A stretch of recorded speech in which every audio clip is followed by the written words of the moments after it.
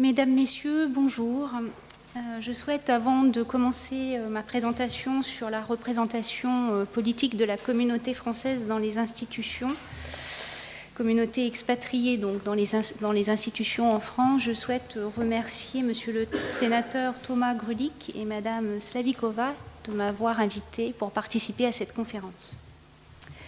Alors, le nombre de Français expatriés a doublé en 20 ans et atteint aujourd'hui près de 2,5 millions. Donc 2,5 millions de Français à travers le monde. Cette mobilité internationale est une chance pour notre pays car les Français expatriés contribuent au rayonnement et à la promotion de la France à travers le monde.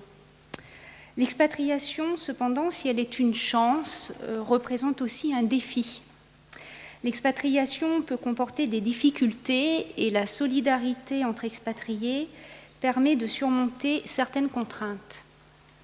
Le travail des associations doit être salué et il doit être soutenu, mais il ne suffit pas et la question de la représentation politique des Français à l'étranger s'est très vite posée. Je souhaite donc vous présenter à la fois l'historique et le rôle de cette représentation politique de la communauté française expatriée.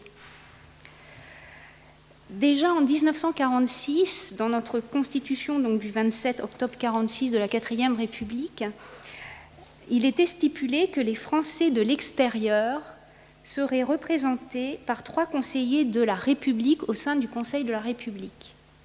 Le Conseil de la République, à l'époque, c'était donc notre Sénat, qui s'est appelé donc Conseil de la République jusqu'en 1958. Donc, on avait 3 sièges qui étaient confiés à des personnalités représentant des compatriotes résidant ou en Amérique, en Europe et en Asie-Océanie. L'Afrique, des colonies, de son côté, faisait l'objet de dispositions particulières pour les élus des colonies. Donc on avait 3 conseillers de la République et les Français de l'étranger disposaient par ailleurs à Paris d'une autre représentation. Elle était constituée en fait de 4 organismes rassemblant les forces vives de la présence française à l'étranger depuis à peu près 20 ans. Alors ces 4 organismes, c'était d'abord l'Union des chambres de commerce françaises à l'étranger, la Fédération des professeurs français à l'étranger, la Fédération des anciens combattants français résidant hors de France et l'Union des Français de l'étranger, fondée en 1927, qui est un groupe politique qui subsiste toujours aujourd'hui. Alors, ces 4 organismes représentaient donc les Français expatriés, mais ils demandèrent rapidement que les citoyens français résidant réellement à l'étranger puissent vraiment faire entendre leur voix. Et ils suggérèrent qu'un conseil supérieur, composé en majorité d'élus à l'étranger, soit créé par le ministère des Affaires étrangères. Ainsi, en 1948, est donc institué un conseil supérieur des Français de l'étranger qui était constitué de 55 membres. Parmi ces 55 membres, on retrouvait donc les 3 conseillers de la République, qui étaient membres de droit, le président et le directeur de l'Union des Français de l'étranger, les présidents des chambres de commerce, des professeurs et des anciens combattants. S'y ajoutaient également 42 élus et 5 membres désignés. Ces membres désignés, en fait, étaient choisis parmi les personnalités françaises jouissant d'une compétence reconnue dans les questions concernant les intérêts généraux de la France à l'étranger.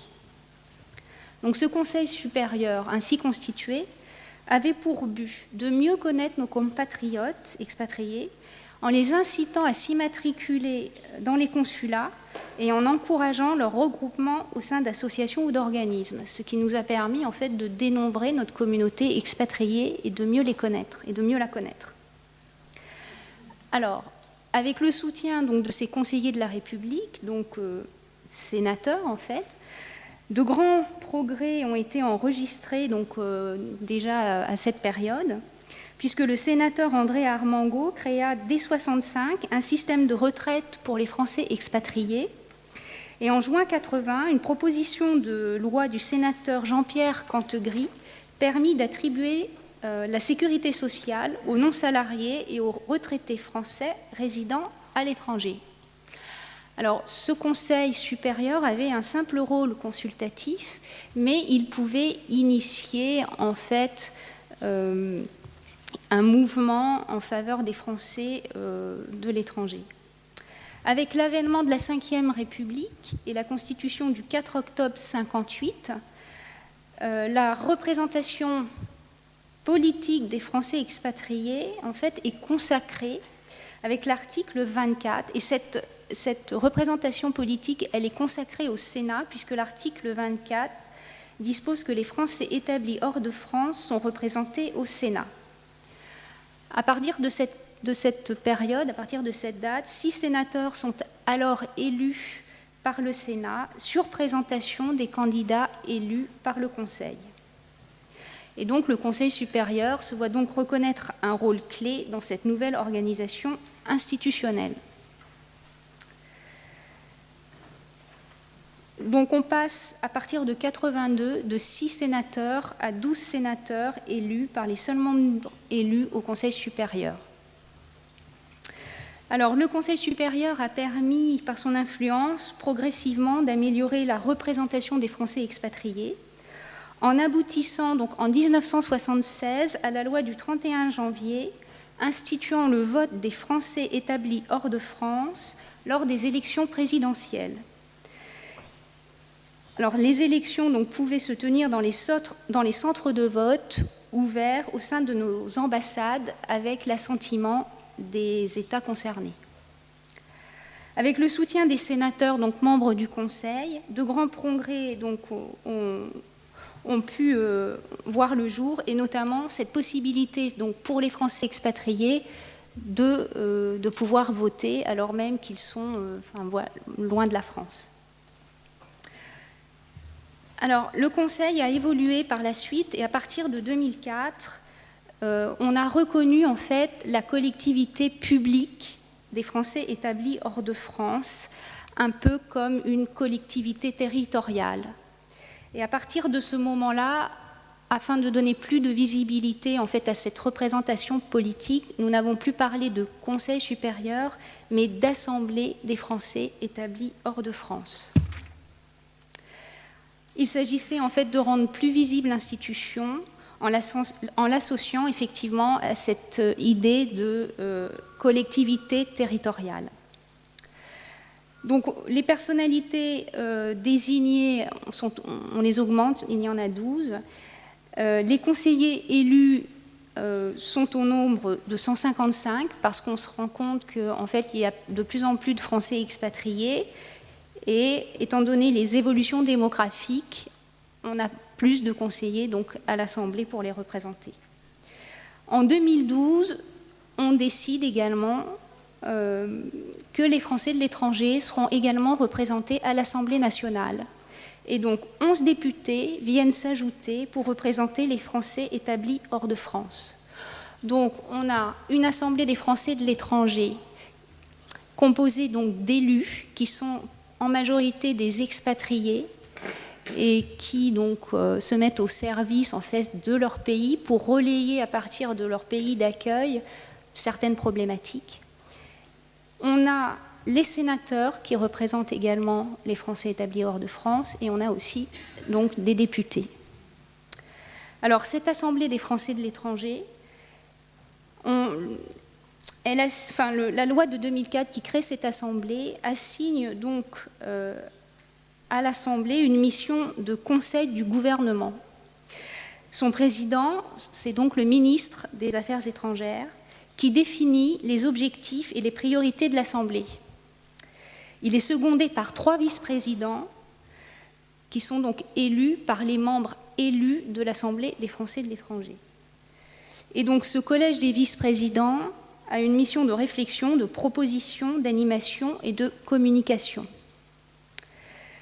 L'Assemblée se réunit 2 fois par an, en formation plénière ou en formation de bureau. La formation de bureau rassemble donc le président, les vice-présidents et les commissions, puisque les membres de l'Assemblée, en fait, élaborent leurs travaux au sein de commissions. Donc l'Assemblée est compétente pour connaître de la situation des Français établis hors de France, et elle connaît de toutes questions consulaires ou d'intérêt général, notamment culturel, éducatif, économique et social, donc concernant les Français expatriés. Une fois par an, le gouvernement donc présente à l'Assemblée un rapport sur la situation des Français établis hors de France et les politiques conduites à leur égard. Alors ce rapport du gouvernement en fait porte sur l'enseignement français, y compris l'enseignement bilingue francophone à l'étranger.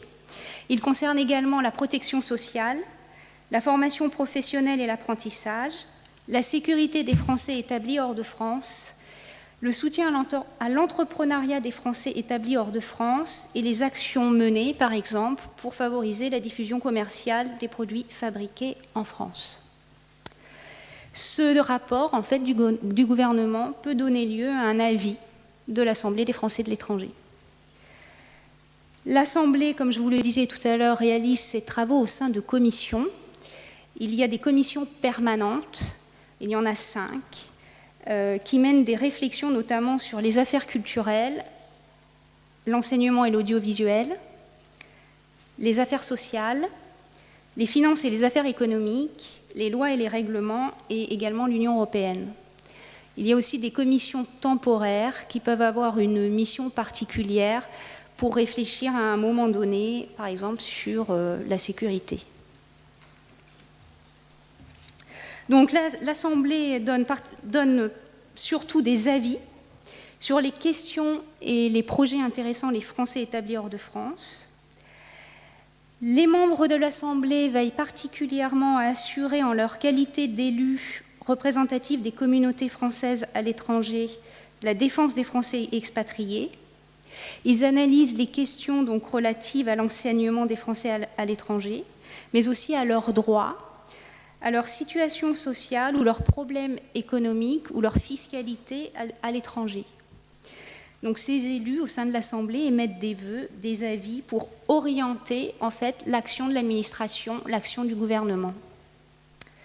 Alors les Français ignorent quand même souvent que leurs compatriotes de l'étranger doivent payer les frais de scolarité de leurs enfants, par exemple, ou n'ont pas droit aux prestations familles nombreuses, par exemple, à l'étranger. Et donc les conseillers de l'Assemblée des Français de l'étranger s'appliquent à remédier donc, à ce genre de limitations. Ils interviennent donc sur toute question relative à la scolarisation, les bourses scolaires et également sur le droit de vote. D'un point de vue professionnel, en fait, les conseillers de l'AFE, qui sont-ils ? On retrouve en fait la diversité et la richesse des parcours à l'étranger, puisque ces conseillers de l'Assemblée des Français de l'étranger sont des chefs d'entreprise, ce sont des ingénieurs, des consultants, des enseignants, des avocats qui en fait résident à l'étranger depuis un certain nombre d'années, et beaucoup sont en général doubles nationaux. En 2013, on a eu à nouveau une évolution de la représentation politique des Français expatriés parce qu'on a voulu définir un triple objectif en offrant aux Français expatriés une représentation de proximité.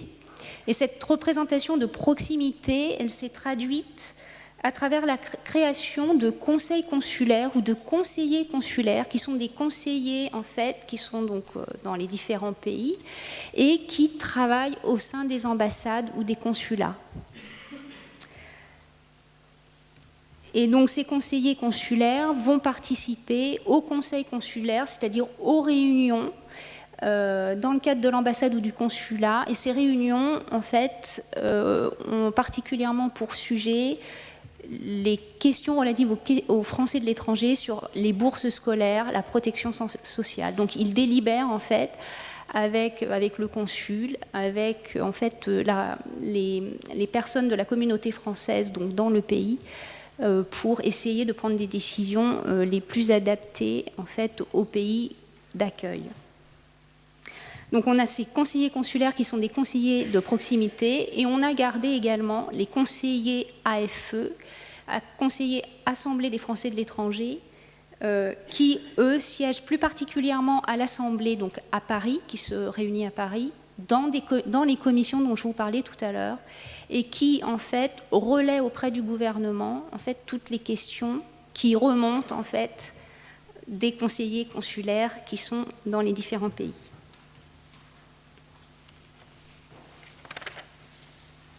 Donc, en guise de conclusion, et après vous avoir, j'espère, donné un bref aperçu de la représentation politique des Français expatriés, je dirais qu'à l'heure de la mondialisation, l'expatriation, ou plutôt la mobilité transnationale, est une donnée incontournable donc, en matière de stratégie d'influence. En 2005, le sociologue Roger Brubaker affirmait « Nous sommes passés de l'âge de l'État-nation à celui de la diaspora. Certes, si nous ne pouvons parler de véritable diaspora pour la communauté française, car l'expatriation n'est pas une trajectoire collective pour les Français. L'expatriation, c'est plutôt une hétérogénéité d'expérience, et il est indispensable de maintenir des liens étroits avec nos expatriés. Donc l'Assemblée des Français de l'étranger, par son originalité, sa nature hybride, semble un outil adapté aux défis actuels et futurs. Les membres de l'Assemblée sont donc, comme vous l'avez compris, des acteurs de terrain. Leur réseau, leur expérience sont des atouts considérables. La France a beaucoup fait pour ses ressortissants français, expatriés, mais c'est aussi souvent, quand ils sont installés à l'étranger, que le sentiment d'appartenance des Français à la communauté nationale se fait le plus fort et le plus nécessaire. Voilà, je vous remercie.